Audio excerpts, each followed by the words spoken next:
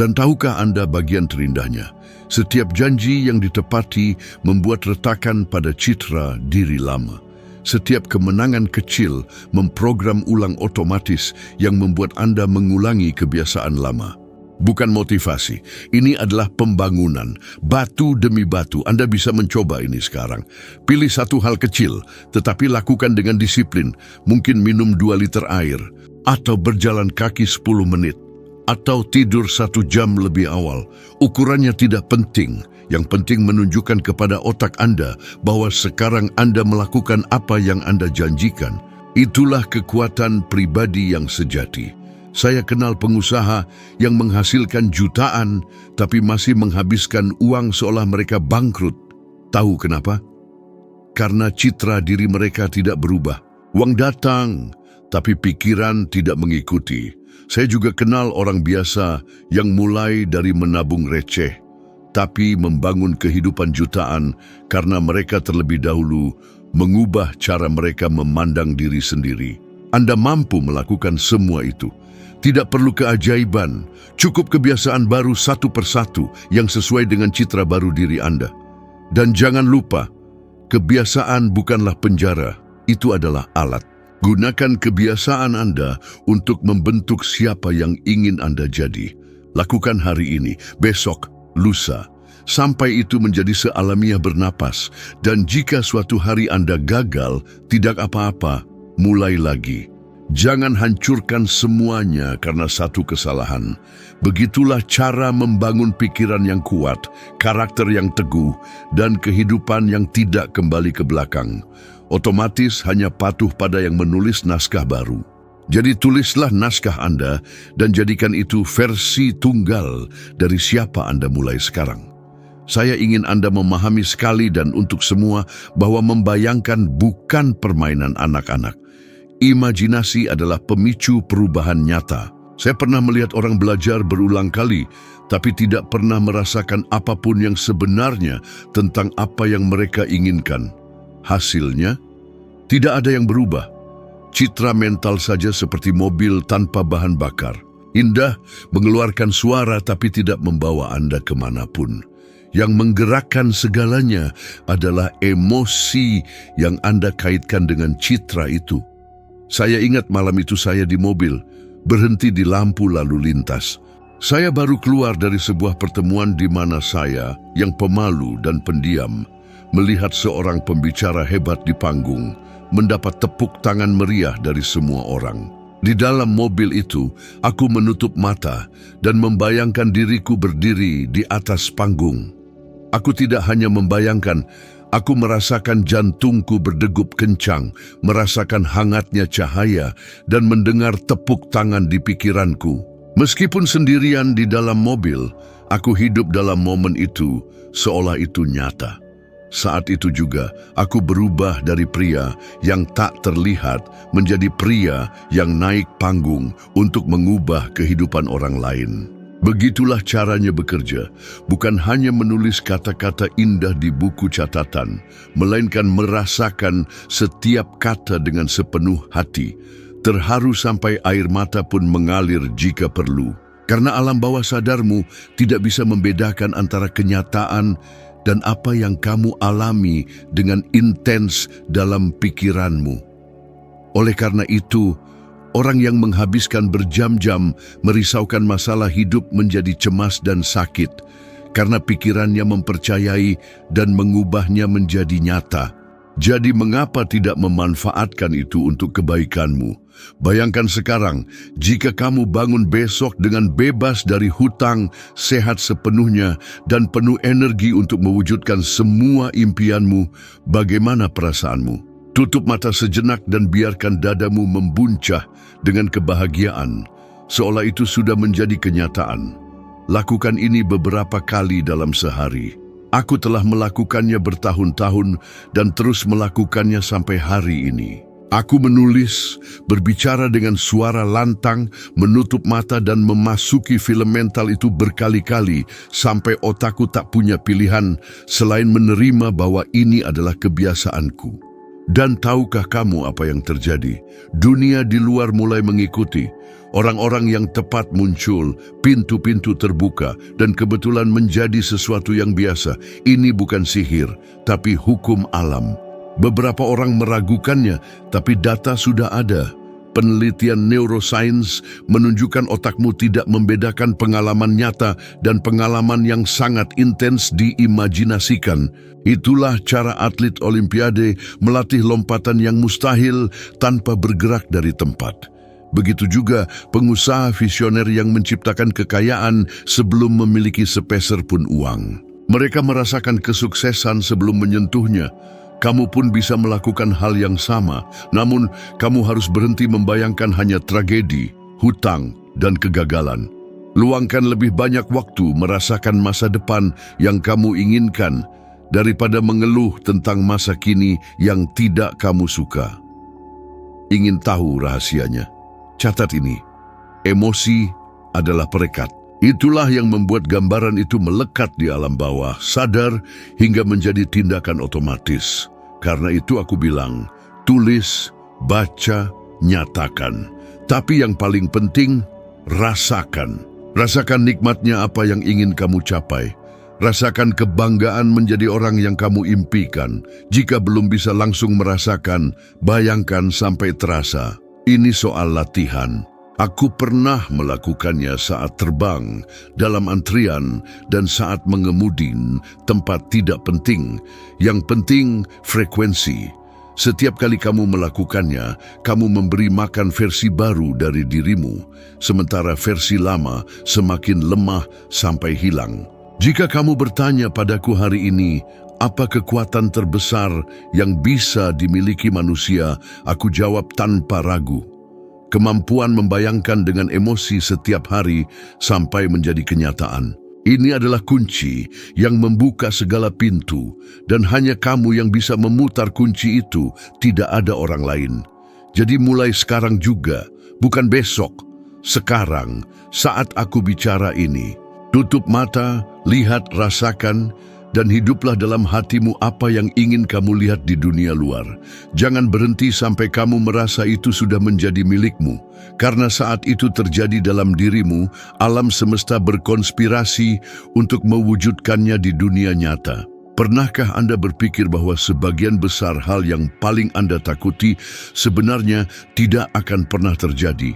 Dan secara ironi, apa yang paling Anda inginkan juga tidak akan terjadi, kecuali Anda benar-benar mengubah gambaran diri Anda sendiri. Ya, saya tahu, ini terdengar gila. Namun itulah alasan saya hadir untuk menantang Anda, menghancurkan logika biasa Anda, dan membuka pintu yang memisahkan Anda dari semua yang Anda inginkan. Pernahkah Anda merenungkan bahwa mungkin rasa takut yang membuat Anda terhenti itu bahkan bukan milik Anda? Ya, ketakutan yang menghambat tindakan Anda mungkin sudah ditanamkan sejak Anda belum bisa menulis nama sendiri. Tapi ini bagian yang akan membingungkan Anda. Saat ini juga, Anda sudah memiliki segala yang dibutuhkan untuk meraih apapun yang Anda inginkan.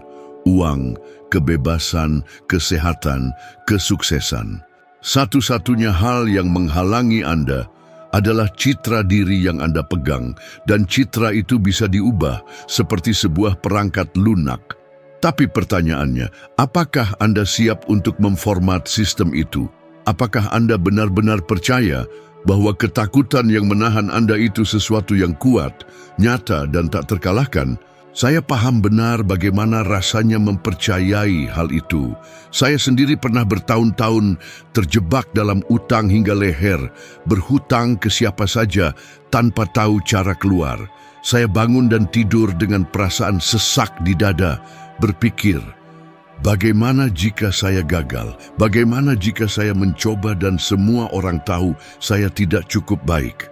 Namun izinkan saya membuka mata Anda sekarang. Ketakutan itu bukan tembok beton, itu hanyalah sebuah gagasan yang diulang begitu sering di dalam kepala Anda, sehingga Anda mulai mempercayainya seperti sebuah hukum. Tahukah Anda hal paling menarik? Penelitian terbaru menunjukkan bahwa lebih dari 80% hal yang ditakuti orang tidak pernah benar-benar terjadi. Meski begitu, kebanyakan orang tetap menjadi budak dari ilusi itu. Saya melihat banyak orang berbakat dan bersemangat, tapi mereka tetap duduk karena membayangkan bencana yang bahkan tidak ada di luar pikiran mereka sendiri. Ingin bukti nyata? Saya pernah melayani para jutawan, eksekutif besar, atlet elit, dan tahukah Anda, ketakutannya sama saja. Perbedaannya hanya siapa yang berhasil dalam hidup adalah mereka yang mengerti bahwa ketakutan tidak mengendalikan apapun. Ia hanya taat pada mereka yang berani menghadapinya. Saya akan berbagi momen yang masih membuat bulu kuduk saya berdiri. Bertahun-tahun lalu, saat saya menjadi pemadam kebakaran di Toronto, ada tangga besar yang harus kami naiki untuk latihan melawan kebakaran.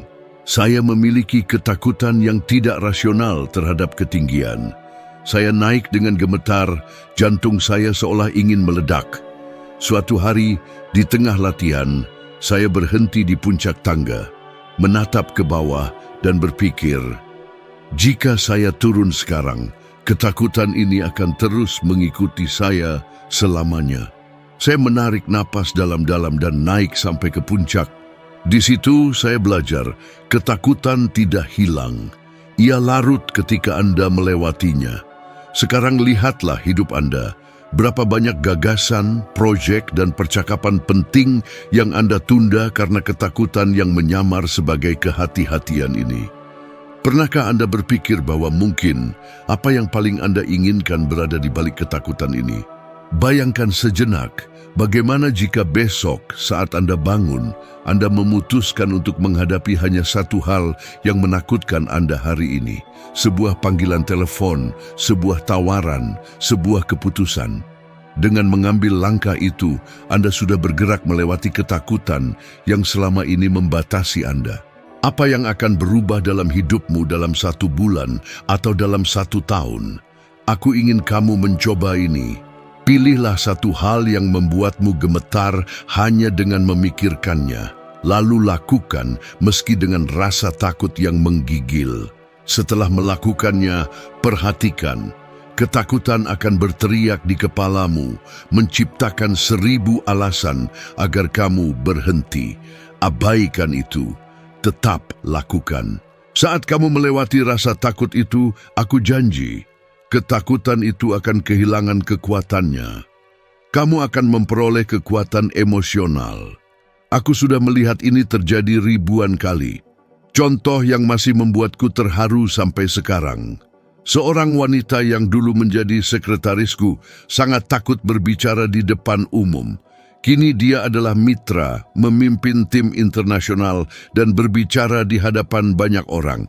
Dia tidak membunuh ketakutannya, melainkan menghadapi ketakutan itu sampai ketakutan itu tak lagi penting.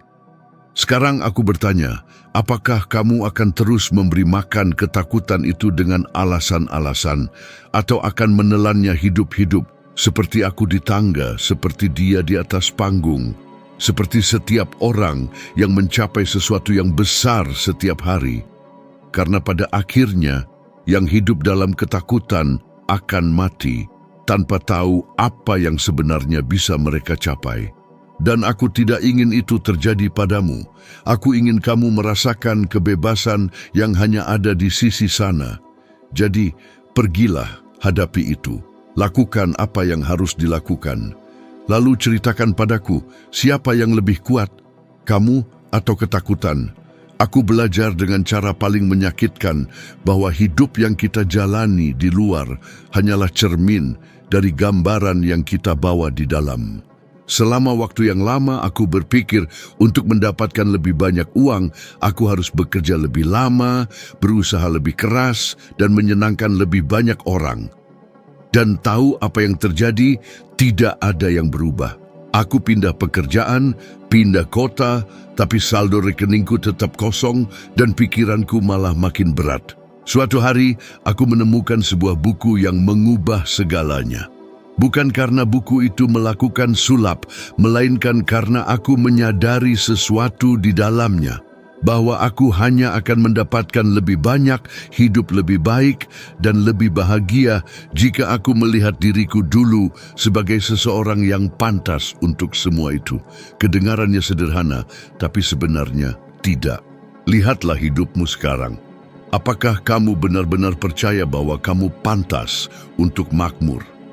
Atau sebenarnya kamu merasa uang itu sulit, bahwa kesuksesan hanya untuk segelintir orang, dan kedamaian itu kemewahan?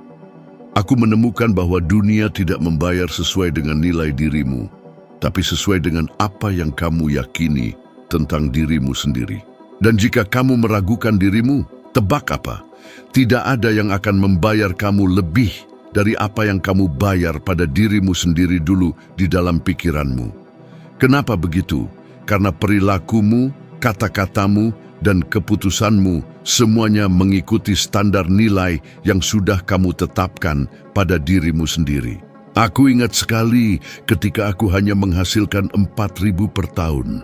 Aku selalu berutang, meminjam untuk membayar utang lainnya. Aku malu membicarakan uang, dan kamu tahu, jika aku menang lotre waktu itu, aku pasti akan kehilangan semuanya dalam beberapa bulan, karena gambaran diriku yang penuh kekurangan dan kegagalan.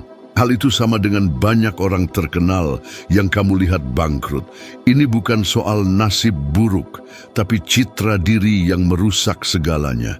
Tapi ketika aku menerima bahwa aku harus mengubah bagaimana aku memandang diriku sendiri, itu seperti memutar sebuah kunci. Aku mulai belajar siapa aku ingin jadi.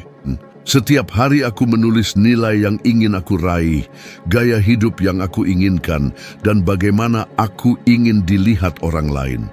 Aku mengucapkan semuanya itu dengan suara lantang kepada diriku sendiri. Aku bertindak seolah-olah itu sudah nyata.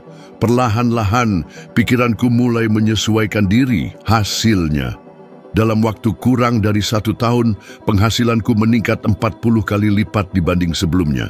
Lihatlah kisah Oprah. Pernah disakiti, didiskriminasi, dan dipermalukan saat masa kecilnya. Jika dia mengikuti citra diri yang dipaksakan padanya, ia pasti menghilang tanpa jejak. Namun dia memilih melihat dirinya sebagai seseorang yang berharga. Kini dia jauh lebih kaya dan dihormati dibanding banyak pewaris kekayaan besar. Sekarang pikirkan tentang dirimu. Apakah kamu menghargai dirimu sendiri? Apakah kamu percaya pada dirimu ketika bilang akan mengubah hidup? Atau kamu berbohong pada diri sendiri lalu menerima kegagalan seolah itu hal biasa? Berhentilah fokus pada tagihan, bos, atau pemerintah. Semua itu hanyalah akibat dari sesuatu yang lain. Titik awalnya ada di pikiranmu. Pengatur suhu kesuksesanmu ada di dalam sana. Ada orang yang bilang, aku tidak beruntung. Aku bilang keberuntungan hanyalah nama yang kamu berikan pada saat citra dirimu akhirnya membolehkanmu menerima peluang yang selama ini selalu ada di depanmu. Kalau kamu melihat dirimu kecil, kamu akan menghindari hal-hal besar. Tapi kalau kamu melihat dirimu besar, kamu akan menarik semua hal besar. Sesederhana itu. Awalnya mungkin terasa konyol, tapi begitulah cara kamu mengganti file mental lama dengan yang baru. Aku adalah bukti hidupnya. Jadi lakukan ini. Mulai hari ini, setiap hari tanpa melewatkan satu pun, tulislah di selembar kertas. Aku pantas mendapatkan nilai yang kamu inginkan.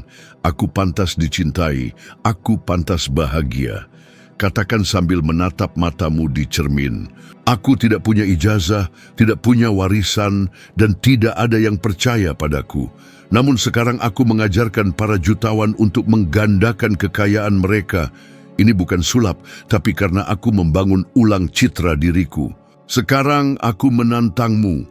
Pertanyaannya bukan apakah kamu bisa punya lebih banyak, tapi apakah kamu percaya bahwa kamu pantas mendapatkannya. Kamu memang pantas, tapi kamu hanya akan memilikinya saat benar-benar percaya. Dan tidak ada orang lain yang bisa melakukan itu untukmu. Apakah kamu pernah bertanya mengapa kamu terus mengulangi kesalahan yang sama bertahun-tahun, walau sudah berjanji dalam hati bahwa kali ini akan berbeda? Aku sudah mengalaminya berkali-kali sampai tidak terhitung. Aku bilang pada diriku, Bob, cukup hutang, cukup janji kosong, cukup menunda. Tapi apa yang terjadi? Beberapa hari kemudian aku kembali menghabiskan uang yang tak kumiliki, membiarkan tagihan menumpuk, menunda perubahan yang sudah aku janjikan. Aku akhirnya sadar dengan rasa sakit yang dalam bahwa tidak ada gunanya mengubah kebiasaan tanpa mengubah akar masalahnya terlebih dahulu. Citra dirimu sendiri.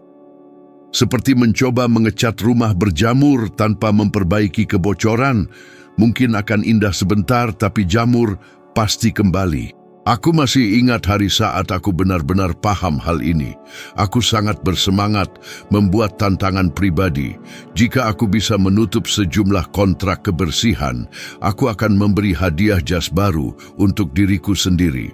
Aku berhasil dapat uang, tapi apa yang kulakukan? Aku bayar tagihan tertunggak, beli barang tidak penting, dan tetap pakai jas lusuh yang selalu menggores kakiku saat bergerak. Kenapa aku tidak menepati janji pada diriku sendiri? Karena dalam diri saya masih pria yang patah tanpa disiplin dan merasa tidak layak untuk mengenakan pakaian yang rapi. Jas baru itu tidak sesuai dengan citra diri lama saya. Sekarang saya mengerti, itulah yang terjadi pada siapapun yang mencoba mengubah hidup hanya dengan kekuatan kemauan. Anda bisa menjalani diet beberapa minggu, bangun pagi beberapa hari, menabung 1 bulan, tetapi jika citra dalam diri Anda masih orang yang malas, berhutang, atau gagal, semuanya akan kembali ke pola lama. Seperti karet gelang, Anda tarik, tapi saat dilepaskan, kembali ke tempat semula. Saat itulah saya memutuskan untuk memutus karet gelang itu. Saya melakukannya dengan cara paling sederhana, janji kecil kepada diri sendiri yang harus saya tepati sampai akhir. Jika saya berjanji bangun pukul 6 pagi, saya bangun meskipun sangat mengantuk. Jika berjanji menabung $10 Amerika, saya menyisihkan sebelum menghabiskan. Saya melatih pikiran untuk percaya pada diri sendiri lagi.